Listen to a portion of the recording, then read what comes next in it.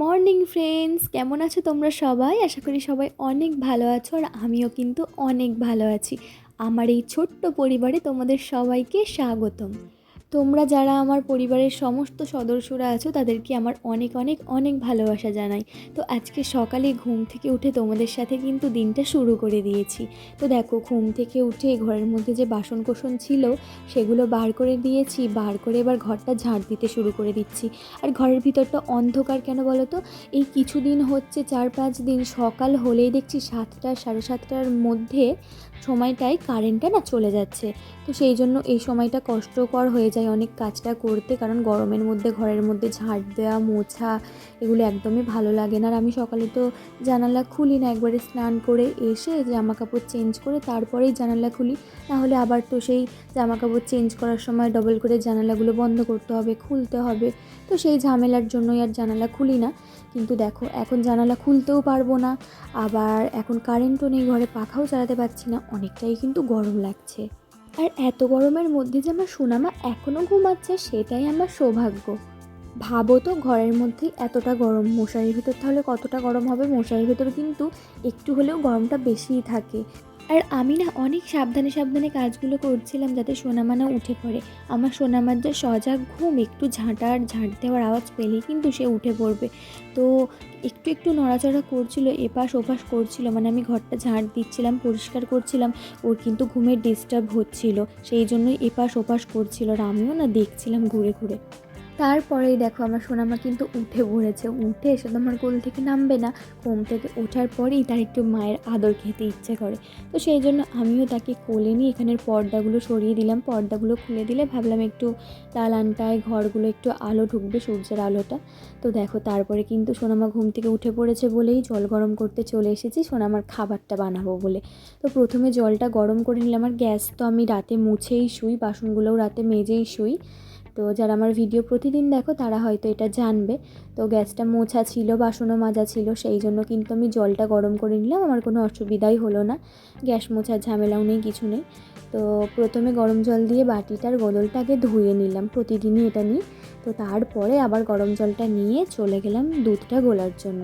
তো দুধটা গুলছি আর সোনামাকে সামনে বসিয়ে রেখেছি। সোনামা কিন্তু আমার থেকে চাইছিল, গুঁড়ো দুধ চাইছিল, প্রতিদিনই চায় জানো তো, যত বড় হচ্ছে না তত ওর এক একটি এরকম বায়না হচ্ছে। তো গুঁড়ো দুধ চেয়ে আমার থেকে বসে বসে খাচ্ছিল। আর আমি দুধটা গুলো, ওই দেখো সাইডে যে চুবড়িটা আছে ওই চুবড়িটা ঢাকা দিয়ে কিন্তু রেখে দিয়েছি, কারণ কারেন্ট নেই, পাখা চলছে না, তো সেই জন্য দুধটা ঠান্ডা হতে অনেকটা দেরি হবে। সেই জন্য আমি ভাবলাম যে দুধটা যতক্ষণ ঠান্ডা হবে ততক্ষণ আমি সোনামাকে তেলটা মালিশ করে দিই। তো ভালো করে আজকে অনেকটা হাতে সময় পেয়েছিলাম বলে সকাল সকাল ঘুম থেকে উঠেছি, আর সোনামাও উঠে পড়েছে আমার সাথে, তার জন্য কিন্তু ওকে ভালো করে একদম তেলটা মালিশ করেছি। তারপরে দেখো, সোনামা কিন্তু এদিকে খেলা করছে। তো সোনামাও দেখে খেলা করছে, সেই জন্য আমি ভাবলাম আমি আরেকটু ভালো করে ঘরটা গুছিয়ে নিই। তারই জন্য সোনামার যে পুতুলগুলো সোফার মধ্যে সাজিয়ে রেখে দিই, তো সেই পুতুলগুলো সাজাবো বলে পুতুলগুলোকে খুঁজছি, কিন্তু কোথাও সেগুলোকে খুঁজে পাচ্ছিলাম না। দু একটা খুঁজে পেয়েছি, তারপরে বাদ বাকি সব এখানে ওখানে সেখানে পড়েছিল। দালানে কিছু ছিল, কিছু ছিল ঘরের খাটের তলায়, কিছু ছিল সোফার তলায়। তো এরকম করে সবগুলোকে কষ্ট করে খুঁজে বের করলাম। আর এই এই যে এটা দেখছো আমার হাতে, এই টিয়া পাখিটা, এই টিয়া পাখিটা কিন্তু নতুন খেলনা সোনামার বড় মা কালকে এক জায়গায় পুজো দিতে গিয়েছিল, তো সেখান থেকে সোনামাকে এটা এনে দিয়েছে। সোনামাকে ভালোবেসে সবাই বাড়ির যে কোনো না যে কোনো সময়, কোনো পুজোতে বলো কোনো মেলাতে বলো, একটা করে খেলনা নিশ্চয়ই কিনে দেয়। কিন্তু সেসব খেলনা নিয়ে সোনামার কোনোই কাজ নেই, মানে সে তো সেসব খেলনা নিয়ে খেলবেই না, উল্টে তাদের নাড়ি ভুঁড়ি বের করে একদম খেলনাগুলোকে নষ্ট করে ফেলবে। আর তার থেকেও বড় কথা, এগুলো নিয়ে না খেলেও কোথায় নুনের বাটি, কোথায় লঙ্কার ডাব্বা, কোথায় তেলের বোতল, এসব নিয়েই তার খেলা। তো কী আর করা যাবে, সব বাচ্চারাই মনে হয় এরকমই হয়, আমারটা একা নয়। তো তারপরে আমি একটু জল খেয়ে নিলাম, গরমের মধ্যে পুরো একদম গলা শুকিয়ে যাচ্ছিলো, অনেক কষ্ট হচ্ছিলো। এই গরমকালে কারেন্ট যদি চলে যায় সব থেকে বেশি রাগ হয়। আর আমার মুখটা দেখছো, গরমের ঠেলায় আমার মুখে না আছে একটু হাসি, না আছে। আর তারপরেই কিন্তু আমি চলে এলাম সোনামাকে খাওয়ানোর জন্য। সোনামাকে এখানে খাইয়ে দিয়ে চলে গেলাম ওই 2-4টে যে সোনামাকে খাওয়ালাম সে বাসনপত্রগুলো ছিল, সেই বাসনপত্রগুলো মাজার জন্য। তো এবারে চলে যাব চান করতে। দেখো তার আগে কিন্তু ব্রাশটাও করে নিচ্ছি। তো চলো, যতক্ষণ ব্রাশ করছি ততক্ষণ একটা মিষ্টি কমেন্টের রিপ্লাই দিয়ে দিই। কবিতাস কুকিং চ্যানেল থেকে একজন নতুন দিদিভাই আমাকে কমেন্ট করেছে, আর আমার চ্যানেলটাকে নাকি সাবস্ক্রাইবও করেছে। তো থ্যাংক ইউ ভেরি মাচ দিদিভাই, আমার এই ছোট্ট পরিবারের সদস্য হওয়ার জন্য আমার পক্ষ থেকে তোমাকে জানাই অনেক ভালোবাসা। তো এভাবেই সাথে থেকো, পাশে থেকো, আর আমাকে ভালোবাসা দিয়ে যেও। আর মণিমালা দত্ত নামে একজন দিদিভাই আমার সব ভিডিওতেই অনেক কমেন্ট করে, আমাকে অনেক ভালোবাসা দেয়।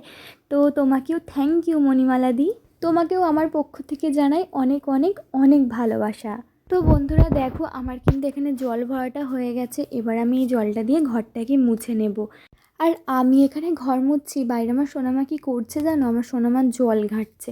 প্রতিদিনের ওর এটাই কাজ। আমি যতক্ষণ এই সংসারের কাজগুলো করব ততক্ষণ ওর কাজ হচ্ছে জল ঘাঁটা। তো দেখো, তারপরে ঘরটা মুছে চলে এসেছি জামা কাপড়গুলো কাচার জন্য। তো জামা কাপড়গুলো কেচে স্নানটা করব। তাই দেখো জামা কাপড়গুলো কিন্তু সার্ফ জলে ভিজিয়ে দিচ্ছে। আর আজকে না সার্ফটা শেষ হয়ে গেছে, আমি খেয়াল করিনি, দোকান থেকে আনাতে হবে। তো অল্প একটু সার্ফ ছিল, তো ভালোই বেশি অনেকটাই ফেনা হয়েছে। এটার মধ্যে হয়ে যাবে, মানে যে কটা জামা কাপড় আছে হয়ে যাবে আজকের মতন। আবার পরে কিনে আনবো, কিনে এনে তবেই কালকে জামা কাপড়গুলো কাচতে পারবো। তো দেখো আমার কোনোই জামা কাপড় নেই, সোনামার জামা আর প্যান্ট কটা। আর সোনামার জামা কাপড়গুলো তো প্রতিদিনই সার্ফ দিতে হয়, এমনি ধুয়ে দিলে হয় না। তো এই কটা জামা কাপড় কেচে ধুয়ে আমি কিন্তু স্নান করে নিয়েছিলাম, আর আমার সোনামাকেও স্নান করিয়ে দিয়েছিলাম। তারপরে দেখো ঘরে চলে এসেছি, জামা কাপড় চেঞ্জ করা হয়ে গেছে, আর ঘরের জানালাগুলোকেও এতক্ষণে খুলে দিয়েছি। তারপরে না সোনামাকে খাওয়ার জন্য হাতে দুটো বিস্কিট দিয়েছিলাম। ও দেখলাম বিস্কিটটাকে টেবিলের মধ্যে দুধটা ছিল চুবড়ি ঢাকা দেওয়া, তো চুবড়িটাকে খুলেও কিন্তু দুধের মধ্যে বিস্কিটটা ডোবাতে যাচ্ছিলো। তাই আমি ভাবলাম ওর হয়তো খেতে ইচ্ছে হয়েছে দুধ দিয়ে ভিজিয়ে বিস্কিট। তো সেই জন্য আমি কি করলাম, দুটো বিস্কুট নিয়ে আমি কিন্তু বসে বসে দুধটার মধ্যে ভিজিয়ে ওকে খাইয়ে দিচ্ছি। কিছুক্ষণ আগেই তোকে খাইয়েছি, তোমরা তো দেখলে, কিন্তু ও না তখন বেশি খায়নি, অল্প একটু খেয়েছিল। তো তারপরেই দেখো আমি বিছানাটাও এদিকে গুছিয়ে নিয়েছি। গুছিয়ে নিয়ে কিন্তু চলে যাচ্ছি সোনামার স্কুলে খিচুড়ি আনার জন্য। আর সোনামাকে যে জুতো পরিয়ে নিয়ে যাবো, ওর জুতোগুলো আমি কোথাও খুঁজে পাইনি, জানি না ও কোথায় ঢুকিয়ে দিয়েছে। সোনামা না এরকমই, যে কোনো জিনিস হাতের কাছে পাবে সেটা যেখানে থাকবে সেখান থেকে নিয়ে গিয়ে এমন জায়গায় ঢুকিয়ে দিয়ে আসবে, সেগুলোকে তো আর পরে খুঁজেই পাওয়া যায় না। জুতোগুলো আমি অনেক খোঁজার পর, স্কুল থেকে আসার পর খুঁজেছিলাম। খোঁজার পর কোথা থেকে পেয়েছি জানো? ফ্রিজের পাশে, মানে রান্নাঘরের দিকে ফ্রিজটা থাকে, তো ফ্রিজের পাশে কিন্তু সোনামা জুতোগুলোকে গিয়ে রেখে দিয়েছিল। তাহলে আমি কী করে খুঁজে পাবো বলো তো? তো সেই জন্য দেখো সোনামাকে আমি কোলে করে নিয়ে যাচ্ছিলাম, কিন্তু আমার কোল থেকে সে কেঁদে কেঁদে নেমে পড়লো, তার মানে নিজের পায়ে হেঁটে হেঁটে যাবে। তো একটুখানি ওকে হেঁটে হেঁটে নিয়ে গেলাম, কারণ আমাদের বাড়ির সামনে রাস্তাটা একটু পরিষ্কার ছিল। তো তো তারপরেই কিন্তু আমি সোনামাকে কোলে নিয়ে নিয়েছিলাম। কোলে নিয়ে এসে স্কুলে এসে দেখলাম রান্না এখনও হয়নি, একটু বাকি আছে। তো ওখানে 5-6 মিনিট মতো বসতে হয়েছিল। আর এখানে তো সোনামা একটা দুর্ঘটনা ঘটিয়েছে, ডিম ফাটিয়ে দিয়েছে, ডিমের ট্রে থেকে ডিম নিয়ে সে ডিম ফাটিয়ে দিয়েছে। এতটাই শান্ত মেয়ে সে, তো কী আর করা যাবে। তো তারপরে খিচুড়ি নিয়ে এসে বাড়িতে যেই এলাম তারপরেই দেখলাম ঝিমঝিম করে একদম বৃষ্টি নেমে গেছে। আর এই দেখো এখানে সোনামার ঠাকুমা কুমড়ো গাছ বসিয়েছিল, কদিন চোখ পড়েনি, আজকে চোখ পড়তেই দেখলাম কত সুন্দর বেড়ে উঠছে গাছগুলো। আসলে বর্ষাকাল তো, যে কোনোই গাছ বসাও সেই গাছই কিন্তু যদি একবার ধরে যায় শিকড়টা মাটির সাথে, তাহলে দেখবে কিছু দিনের মধ্যেই গাছগুলো কত বড় বড় হয়ে গেছে। তো কিছুক্ষণ বৃষ্টিটা দেখলাম দাঁড়িয়ে দাঁড়িয়ে, তারপরে চলে এলাম সোনামাকে খিচুড়িটা খাওয়ানোর জন্য। আমাদের মেন যে গেটটা আছে বাড়ি, সেই মেন গেটের সামনেই আমরা বসে বসে কিন্তু খাই, এখানটা করেই সোনামাকে খাওয়াই আমি। রাস্তা দিয়ে লোক যায়, অনেক কিছু দেখতে দেখতে সোনামা বেশ খেয়েও নেয়। তো বাইরে বৃষ্টি পড়ছে, সোনামাকে এখানটা বসে খাওয়াচ্ছি, ও কিন্তু খুব মজা পাচ্ছে। আমি দেখছি বৃষ্টিগুলো যত পড়ছে ও বৃষ্টিটাকে দেখছে আর অনেক আনন্দ পাচ্ছিল। এই করে করে কিন্তু আমার অতটা অসুবিধা হয়নি, একটু খাবে না বলে বায়না করছিল, কিন্তু তবুও খেয়ে নিয়েছে। খাওয়ানোর পরেই কিন্তু আমি এদিকে সব কিছু গুছিয়ে চলে গেলাম রান্নাঘরে রান্নাটা বসানোর জন্য। আজকে ভেবেছিলাম অন্য কিছু রান্না করব, কিন্তু হঠাৎ করেই দেখলাম সোনামার ঠাকুমা মাছ দিল।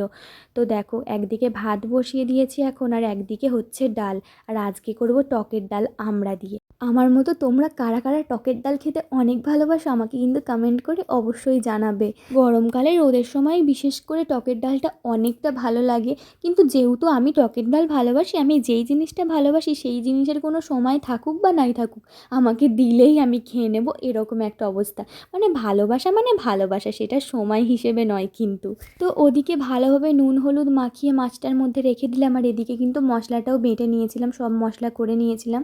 আর তারপরে দেখো মাছগুলোও ভাজা হয়ে গেছে।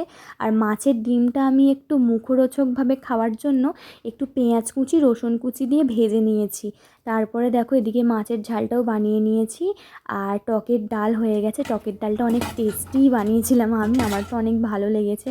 তো দেখো তারপরে আমি এদিকে ভাত খাওয়ার জন্যও বসে গেছি। আসলে রান্না করার সময় সোনামা এতটাই কাঁদছিল, এতটাই আমাকে বিরক্ত করছিল, আমি আর তোমাদের সাথে রান্নাগুলো কিছু শেয়ার করতে পারলাম না। একটু একটু শুধু ছোট্ট ছোট্ট ভিডিও ক্লিপ নিয়ে তোমাদেরকে দেখাবো বলে রেখে দিয়েছি। তারপরে দেখো সোনামাকে ঘুম পাড়িয়ে দিয়েছিলাম, আমি একটু ঘুমিয়ে নিয়েছিলাম। তারপরে বিকেলে উঠে দেখলাম ও মা এ কী কাণ্ড, বৃষ্টি থামার পরে আকাশ তো একদম কুয়াশাই হয়ে গেছে, দেখেছো কত সুন্দর লাগছে, যেন একদম শীতকাল। তো দেখো সন্ধে হয়ে গেছে, আর আমি আজকে মাথায় শ্যাম্পু করেছিলাম। আর আমি জানো তো একটা জিনিস কিনেছি, আমার সোনামা হওয়ার পর থেকে তো আমার চুল উঠেই যাচ্ছে, যখন কিছু মাখছি তখন একটু চুল ওঠাটা থামছে, তারপরে আবার যখন একটু চুলের যত্ন নিতে কম করছি, একটু চুলটাকে অযত্ন করছি, তখনই আবার শুরু হয়ে যাচ্ছে চুল ওঠা।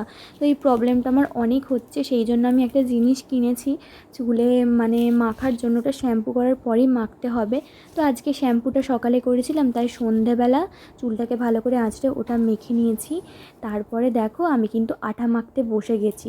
এদিকে আমি আটা মাখছি, আর সোনামা কিন্তু সেই দুপুর থেকে এখনও পর্যন্ত ঘুমাচ্ছে। আমি জানি এখন তোমরা যারা আমার ভিডিও দেখো প্রতিদিন, তারা এটাই বলবে যে সবসময় নিজের মেয়েকে দুষ্টু বলে, সবসময় নিজের মেয়েকে বলে ছটপটে, কোনো কাজ করতে দেয় না, কিন্তু এই তো দিব্যিরাম দুপুর থেকে না এখনও সন্ধে পর্যন্ত ঘুমাচ্ছে। না না, এটা প্রতিদিন হয় না, এটা মাঝে মধ্যে একদিন হয়, 15 দিনে একদিন বা এক সপ্তাহে একদিন। তো তারপরে দেখো আটা মাখার পরে কিন্তু আমি বানিয়ে নিয়েছিলাম আজকে রাতে খাওয়ার জন্য একটু পরোটা আর একটু সুজি। তো আর সেদিনকে আমি সুজি খাচ্ছিলাম রুটি দিয়ে, তো সোনামা ওটা খাবে বলে অনেক বায়না করছিল, একটুখানি ওকে দিয়েছিলাম, তারপরেও অনেক কান্নাকাটি করছিল ওই সুজিটা খাবে বলে। ওটার মধ্যে তো চিনি দেওয়া আছে, আমি কীভাবে ওকে দেবো, সেই জন্য আজকে আমি অল্প সামান্য একটু নুন দিয়ে, যেমন বড়দের সুজি করে সেরকমভাবেই কিন্তু আমি সুজি করে দিয়েছি চিনি ছাড়া। তো ঘুম থেকে উঠলেই ওটা ওকে খাওয়াবো। তো এখন আমি কিন্তু নিজের ঘরে যে জামা কাপড়গুলো অগোছালো হয়েছিল, বিকেলে যে জামা কাপড়গুলো তুলে রেখেছিলাম সেই জামা কাপড়গুলো গোছানো হয়নি, সেগুলোই কিন্তু আমি এখন গুছিয়ে নিচ্ছি। তো চলো ফ্রেন্ডস, আজকের ভিডিওটা আমি এখানেই শেষ করছি, দেখা হচ্ছে পরের কোনো ভিডিওয়। তো চ্যানেলে নতুন হয়ে থাকলে অবশ্যই চ্যানেলটাকে সাবস্ক্রাইব করে ভিডিওটা একটা লাইক করে আমার পাশে থেকো।